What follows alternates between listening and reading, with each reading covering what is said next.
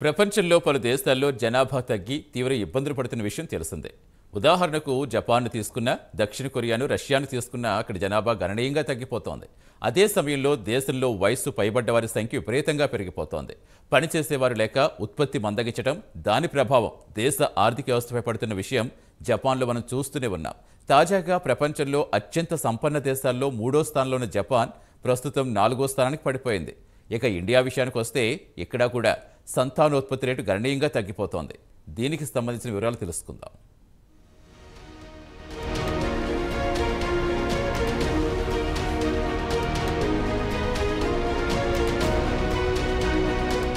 ప్రపంచంలోని పలు దేశాల్లో జనాభా గణనీయంగా తగ్గిపోతోంది. దీనికి ఉదాహరణ చెప్పుకోవాలంటే జపాన్, దక్షిణ కొరియా, రష్యాను ప్రముఖంగా చెప్పుకోవచ్చు. జపాన్లో జనాభా క్షీణించి దేశంలో పనిచేసేవారు తగ్గిపోయారు. దేశ ఆర్థిక వ్యవస్థ బలోపేతం చేసుకోవడానికి ఇతర దేశాల నుంచి మానవ వనరులను దిగుమతి చేసుకోవాల్సిన పరిస్థితి ఏర్పడింది. ఇక దక్షిణ కొరియా విషయానికొస్తే అక్కడ కూడా యువత పెళ్లి చేసుకోకపోవడంతో సంతానోత్పత్తి రేటు గణనీయంగా తగ్గిపోయింది. దీంతో దేశంలో పనిచేసే యువత లేక తీవ్ర ఇబ్బందులు పడాల్సి వస్తోంది. తాజాగా ఇండియా నుంచి 1,00,000 మందిని దక్షిణ కొరియా దిగుమతి చేసుకుని అక్కడ పనులు చేయించుకోవాలనుకుంటోంది. ఇక రష్యా విషయానికొస్తే యుక్రెయిన్పై యుద్ధంలో రష్యా సైనికులు పెద్ద సంఖ్యలో చనిపోవడంతో పుతిన్ రష్యన్ స్త్రీలను 6 మంది పిల్లల్ని కంటే బహుమతి ఇస్తామంటూ ఆఫర్లు ప్రకటించిన విషయం తెలిసిందే.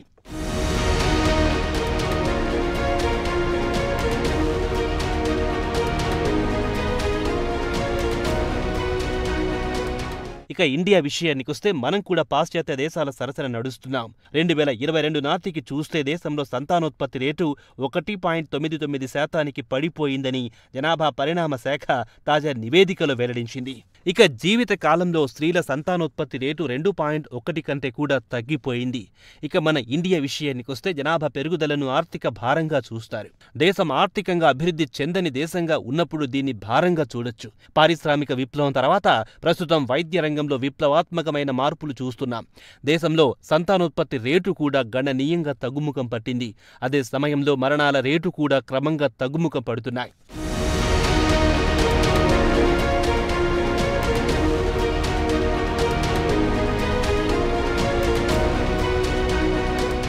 అయితే 1950 నుంచి 1980 వరకు దేశంలో జనాభా విపరీతంగా పెరిగిపోయింది. ఇక జనాభా విస్ఫోటనం అని చెప్పుకోవచ్చు. అటు తర్వాత నుంచి దేశంలో జనాభా గణనీయంగా తగ్గుముఖం పట్టింది. అదే సమయంలో దేశంలో శిశు మరణాల రేటు కూడా గణనీయంగా తగ్గుముఖం పట్టింది. 1981లో 1000 మందికి 111.7 శిశు మరణాలు జరిగితే అటు 1991 నాటికి 1000కి 86.6కు దిగిరాగా అటు తర్వాత 2001 నాటికి 64.5కు దిగి వచ్చింది. 2011 నాటికి 43.2కి దిగి వచ్చింది. ఇక తిరిగి 2022 నాటికొచ్చేసరికి శిశు మరణాల విషయానికొస్తే 1000కి 27.7కి దిగి వచ్చిందని నేషనల్ పాపులేషన్ రిజిస్ట్రేషన్ ప్రచురించిన గణాంకాలను బట్టి తెలుస్తోంది.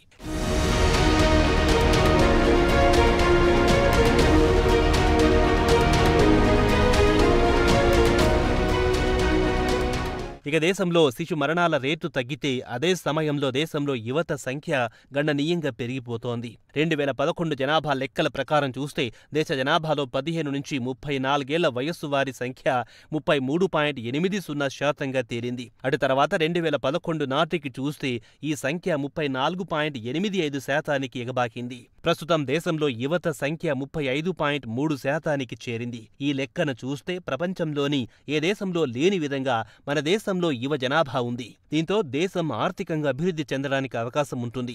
దేశంలో ఉన్న యువతను దృష్టిలో ఉంచుకొని ప్రధానమంత్రి నుంచి పారిశ్రామికవేత్తలు ముఖేష్ అంబానీ వరకు ప్రపంచ వేదికలపై తమ దేశంలో యువత పుష్కలంగా ఉందని, రాబోయే దశాబ్ద కాలంలో అభివృద్ధి పథంలో దూసుకుపోతామని చెబుతుంటారు. అయితే ఆర్థికవేత్తలు కూడా చాలా మంది పెరిగిపోతున్న జనాభా భారం కాదని వాదిస్తుంటారు. అయితే యూత్ పవర్ని చక్కగా వినియోగించుకుంటే దేశం ఆర్థికంగా పటిష్టం అవుతుందని ఆర్థికవేత్తలు కూడా చెబుతుంటారు.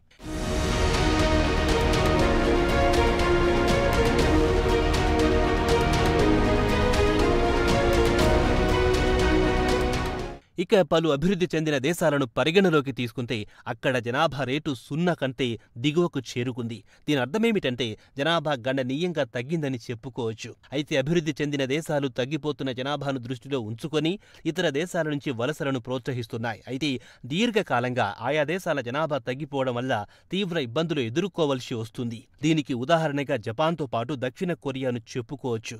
ఇక రష్యా విషయానికొస్తే అక్కడ యుద్ధంలో సైనికులు ప్రాణాలు కోల్పోవడంతో పుతిన్ పెద్ద ఎత్తున పిల్లల్ని కనండని తమ దేశంలో స్త్రీలను ప్రోత్సహిస్తున్నారు.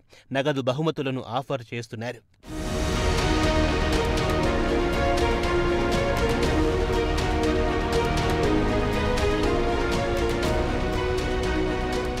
ప్రస్తుతం అదే పరిస్థితి ఇండియాకు రానుంది. కాగా ప్రస్తుతం శిశు జనాభా రేటు ప్రకారం చూస్తే 2042 వరకు ఎలాంటి ఇబ్బంది లేదు. సంతానోత్పత్తి రేటు 1.99 వరకుంటే ఎలాంటి ఇబ్బంది ఉండదు. ఒకవేళ సంతానోత్పత్తి రేటు తగ్గితే చిక్కులు తప్పవు. ఇక ఇండియా విషయానికొస్తే 1991 నాటికి చూస్తే నిరాక్షరాస్యులైన స్త్రీలలో సంతానోత్పత్తి రేటు 3.33 నుంచి 2001 నాటికి 3.36కు ఎగబాకింది. అటు తర్వాత 2011 నాటికి ఇది కాస్త 3.17కి దిగి వచ్చింది.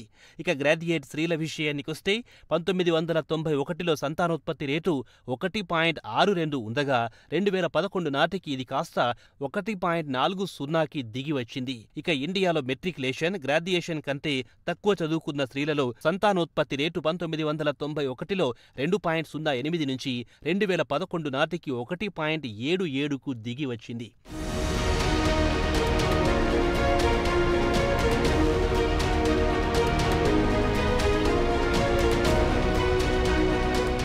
చదువుకున్న స్త్రీలు తక్కువ మంది పిల్లల్ని కని వారికి మంచి చదువు చెప్పించి మంచి భవిష్యత్తు కల్పించాలనుకుంటారు. అదే నిరాక్షరాస్యుల్లో సంతానోత్పత్తి రేటు మాత్రం చాలా ఎక్కువగా ఉంది. చాలా మంది భారతీయులు ఉన్నత విద్యావంతులు పాశ్చాత్య పోకడలకు పోతున్నారు. తక్కువ మంది సంతానం కోరుకుంటున్నారు. అలాగే ఉద్యోగాలు చేస్తున్న జంట విషయానికొస్తే పిల్లల్ని కనడం కంటే స్వతంత్రంగా విలాసవంతంగా బ్రతకాలనుకుంటున్నారు. ఇక మన ఇండియన్ సొసైటీలో కుటుంబాలకు ప్రత్యేక గౌరవం ఇస్తుంటారు. ఉదాహరణకు తల్లిదండ్రులు, వారి పిల్లలు, మనమరాళ్లు ఇలా ఉమ్మడి కుటుంబాలు కలిసిమెలిసి ఉండేది ఒకప్పుడు. ప్రస్తుతం ఉమ్మడి కుటుంబాలు క్రమంగా కనుమరుగైపోయాయి.